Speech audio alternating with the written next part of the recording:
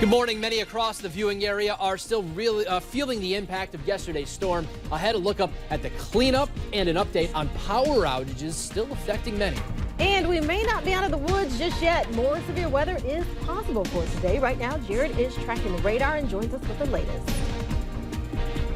Good morning. Thank you so much for joining us. I'm Cerise Cole. I'm Dave Zavolinsky. Let's go right over to meteorologist Jared Robinson. Your team had a busy night last night. Job well done keeping everybody safe because those storms hit with a pretty big impact. Yeah, we tried to give everyone the warning in the morning, and it ended up panning out just like we expected. Those straight line winds upwards of 85 miles per hour. Thankfully, all is quiet this morning. And as the sun comes up and you make your way into work, be careful of stuff in the roadways.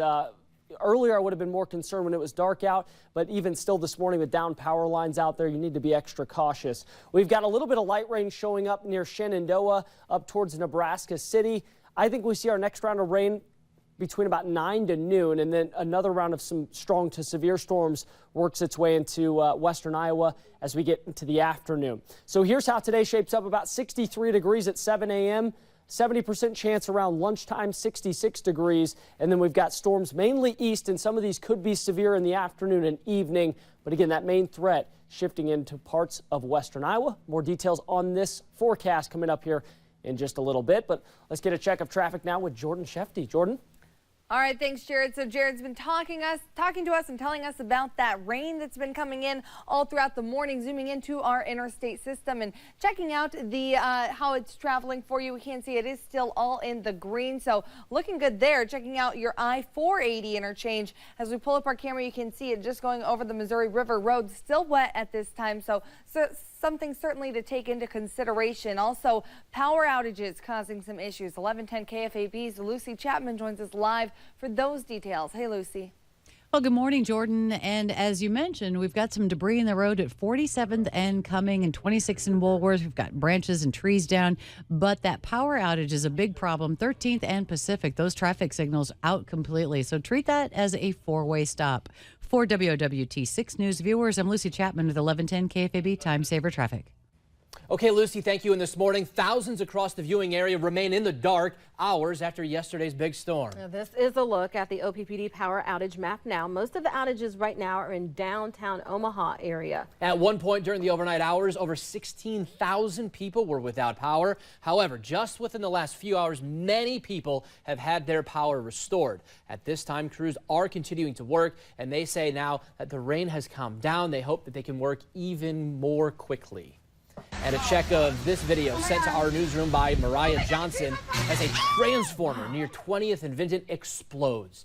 Take another look. We may not have had any injuries at this location, but still, look at the damage that caused. Crazy. All right. Western Iowa also felt the brunt of the storm. Here's a look at the outage map for Mid-American Energy. In Council Bluffs, nearly 1,000 residents are without power last night. Since then, power has been restored for many. However, many remain in the dark in Fort Dodge, Iowa. Also this morning, we are continuing to track the damage. Our Jenna Janes is out live in Bennington this morning. That was one of the harder hit areas, Jenna.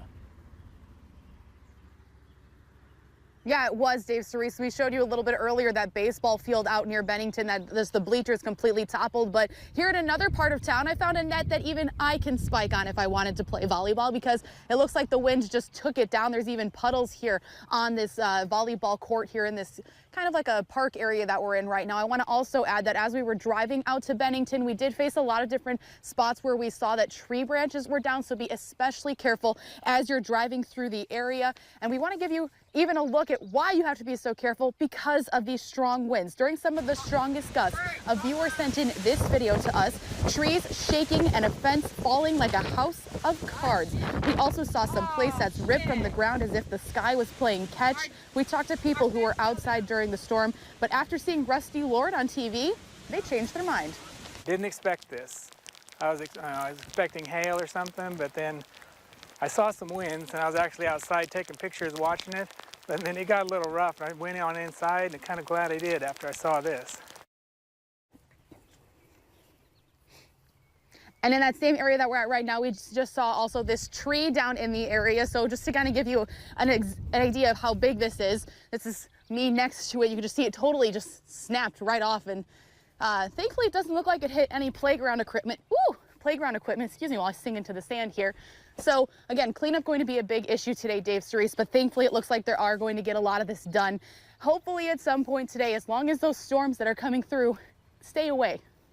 All right, good advice from Jenna Janes reporting for us in Bennington, one of the harder hit areas. Another area that saw some damage was out in Valley. They're going to have quite the cleanup this morning. The National Weather Service there is reporting winds of up to 85 miles an hour at its peak yesterday. The high winds knocked down trees all across town, and now numerous homes are damaged and residents are shaken up. One homeowner tells us he just feels lucky to be alive. I ran out the back door because I was worried about this tree.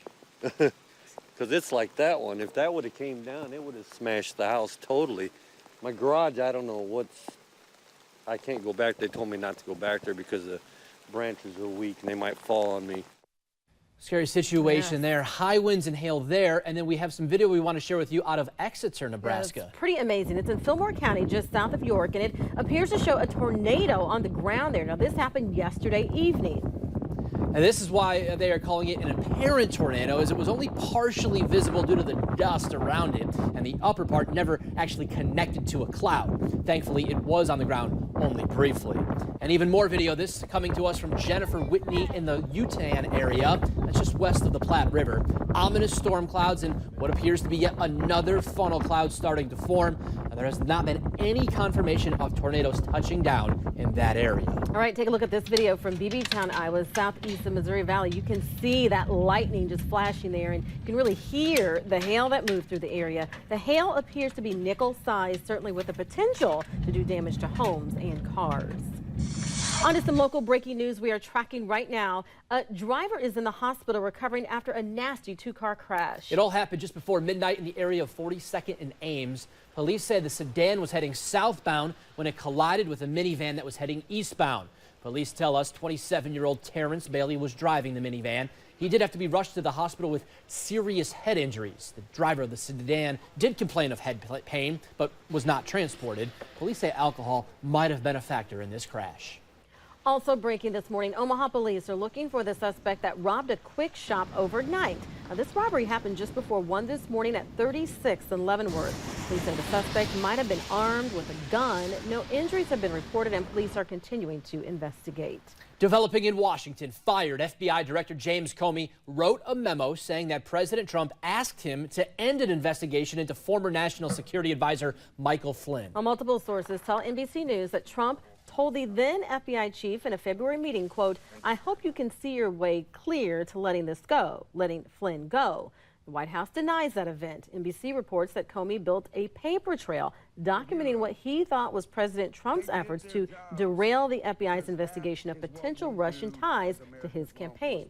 Now, last week, acting FBI Director Andrew McCabe testified to Congress that he didn't know of any effort to impede the Bureau's investigation. 6:08 and back to the weather. Nebraska wasn't the only state dealing with severe weather. In fact, we certainly did not get the worst of it. It was a deadly night for many across the Midwest, including tornadoes that moved through the region. NBC affiliate K4 out of Oklahoma City captured a tornado on the ground in McLean, Texas. There were no reports of any damage there, however. It was a much different story, though, in Elk City, Oklahoma. That's what you're taking a look at right now. One person tragically killed and 24 others injured. And then in Wisconsin, of all places, officials have confirmed one person killed there, as many as 25 others injured after a tornado ripped through a mobile home park in Barron County. Sheriffs there described the scene as total destruction. Just devastating to see, isn't it? You don't hear about tornadoes in Wisconsin You really a lot. don't. All right, 6:09. Back to our weather. We want to check in with meteorologist Jared Robinson because we're not done with severe chances yet. Yeah, we still got some severe weather to go, and shockingly, out of all the damage and destruction you saw out of those videos, 2 deaths. I know it's 2 losses, but you think of the damage that was done there, and it's incredible. The warnings that we've been able to get out so much better. And let's try to get you updated on the severe weather threat today. It's pretty quiet right now. We've got some showers moving out of the viewing area up towards Carroll and out to the northeast of you. Some heavier rain earlier. Here's the area that I'm going to keep an eye on for our next round of some heavy rain, maybe even the potential of some strong storms, would be this cluster of storms now forming in parts of north central Kansas into south central Nebraska. This is all going to move up to the northeast. I think that gives us our next round of some pretty heavy rain between about 9 a.m. to noon. Then we'll see additional storm development in parts of southwestern Iowa later on today. Temperatures in the 60s at the moment, and we'll stay there for a lot of the morning with this rain expected. And you can see that's the next round. This is, notice the clock up here, 9, 10 o'clock this morning. As we get to about midday, that heavy rain still working through. Then I think as we get to about 3, 4 o'clock, we'll have severe storms possible in western Iowa. Hey, for more details on this forecast, you can always download our app. Interactive radar and the weather story is right there. Dave and Cerise. All right, Jared, thank you so much. 10 minutes after the hour right now. Coming up at 6:45, the controversial statue in New Orleans that was taken down overnight and the mixed reaction many are having over the removal. And coming up next, a look at some gift ideas for Dad in this week's of Gina's Fab 5.